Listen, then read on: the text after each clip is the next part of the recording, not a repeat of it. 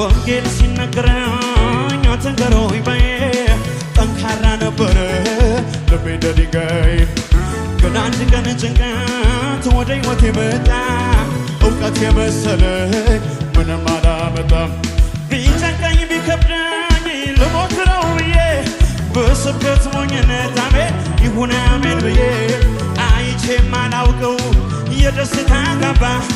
ሕይወቴ ለበሳን ኢየሱስ ሲገባ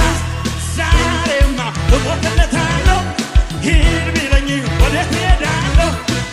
እሱ ነው የመጨረሻዬ አሜን አልኩት ኢየሱስ ጌታ አስገባሁት ልቤን ከፍቼ ይኸው አለሁኝ ድኜ ቀርቼ